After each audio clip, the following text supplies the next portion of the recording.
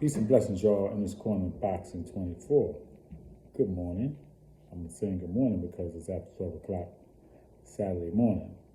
And I meant to get on here a little bit earlier, but time didn't permit. So I'm on here now. Peace and blessings, y'all, in this corner of boxing 24. How's everyone doing this morning? Hope everybody doing pretty good. I'm doing pretty good on this side. As always, God is great, God is good, and I can't complain. So, wow. I'm just, wow, man, I'm telling you, I'm just really excited for this fight, man, for this fight coming up between Bud and Errol Spence. You know, I was watching Bud's fight because, you know, usually when the fight is coming up, I study both fighters, whether I like the fight or not.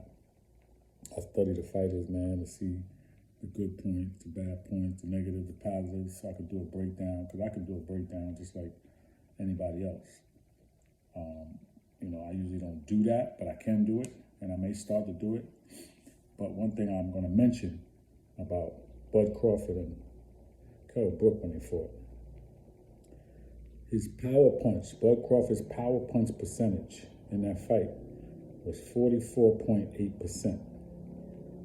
And the average power punch percentage in the welterweight division was 37%.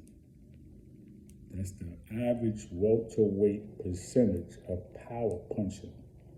And Errol Spence would be in that category because he was a part of the welterweight division. Is that correct? Absolutely. So when we talk about Bud and we talk about Errol Spence, and I've said this before, Errol Spence may be the boxer in this fight, but Crawford is the puncher. He's a boxer, absolutely, but he's more the puncher. And the reason I say the puncher is because what I just mentioned, he's more accurate with his punches. Errol Spence is a breakdown dude. He likes to throw his jab. He likes to break you down to the body and then throw headshots. He likes to go back and forth. Jab, jab, 1, 2, 1, 2, 3, 1, 2, 1, 2, 3. He likes to break you down.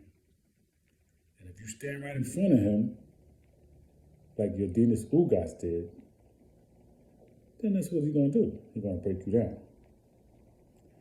But you don't have to let him do that.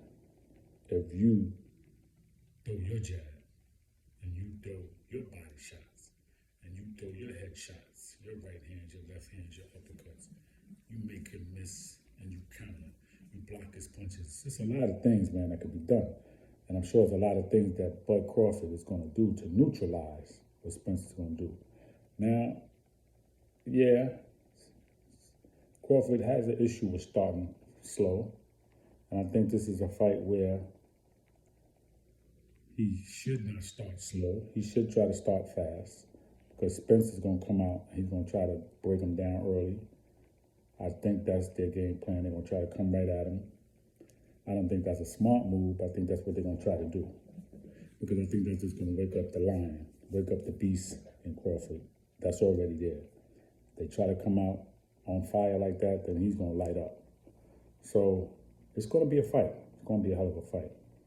But I'm mentioning that power punch percentage because Crawford, what he did with Kell Brook, even though I know some of y'all that don't know any better, and I say y'all don't know any better because if you knew any better, you wouldn't be trying to debate on Bud beating Kell Brook after he was healthy coming off a 3-fight win, as opposed to Errol Spence beating him in 2017 after coming off a beat down, broken up orbital bone, facial fracture from Triple G. See, we give Errol Spence the credit, but we don't want to give him Bud the credit for fighting a healthy Kell Brook, who had no complaints, and stopped him in the 4th round.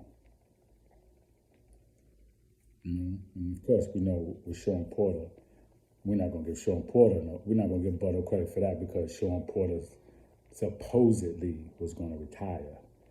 But he said he was going to retire whether he won or lost. That's what he said. That's what he said. But if he had beaten Crawford, I'm going to say this for the last time, and even convincingly, if he had stopped him or hurt him or beat him convincingly, I really don't think he would have retired. I think he would have tried to get a rematch with Errol Spence. So I really don't want to hear that. Okay? That's hearsay. Like Alexander O'Neal said, hearsay is nothing but hearsay. That's what that was. Okay? Bud Crawford, man, he got something for Errol Spence, man, on the 29th, I believe. Okay? And I ain't got nothing against Errol Spence, man. He's a dog. He's a beast. He's coming to see, he's the truth. Absolutely. And he said he's coming in the step. He said he's coming in that ring and he's going to step. And he expects Bud to do the same thing. I'm just letting you know, man, it's going to be a fight. Not going to be no easy fight for either fighter. But definitely going to be no walkthrough or no walkover for Errol Spence, what he's been used to doing, especially what he did with Ugas. Remember now, Ugas hurt him in that 6th round.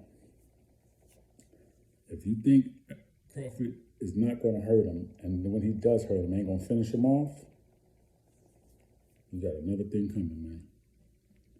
Bud is the best finisher after he hurt you. You know what I'm saying? Ugas, I don't know what he was thinking about after he hurt him, knocked the mouthpiece out, and he just stood there like, I don't know. But Bud is not built like that. And it's kind of like, when Floyd fought De La Hoya and Ricky Hatton, and he came back from retirement after the Ricky Hatton fight, and Brian Kenny was interviewing him, and he tried to compare how Manny Pacquiao beat De La Hoya and how he stopped Ricky Hatton. See, it was a comparison there. And then Floyd said, I beat De La Hoya at his walk-around weight at 154, right? Not his walk-around weight, but his fighting weight where he had been fighting at 154, which means that he didn't have to take off more pounds to get to that weight. Fighting at 147 and walking around in the 70s and in the 60s and the 70s, that's different. You see? Like Floyd said, he was dead man walking when he fought Manny Pacquiao. They knew that. That's why they wanted that fight at 147. And then as far as Ricky Hatton is concerned, he said, I beat him stepping away with a check hook. But see, he don't get no credit for that. So just like he didn't get no credit for that, y'all don't want to give Bud credit for how he beat Kell Brook and Errol Spence. Sean Porter. But after July 29th, y'all gonna give him the credit. Y'all ain't gonna have no choice. And if Bud beats Errol Spence and then goes up to 154 and beats Charlo, and I like Charlo, it's my man, but Bud is a better boxer. He goes up and beats Charlo, man, he's pound for pound the best. There ain't even no question, no doubt about it. And if Errol Spence beats Crawford, he's pound for pound the best. Okay, I'm putting it out there. Whoever wins this fight is pound for pound the best. But I believe it's going to be Bud Crawford. Peace and blessings, y'all. In this corner, Boxing 24. Please subscribe to the page. Please leave a comment. Everybody let me know how you feel. Peace.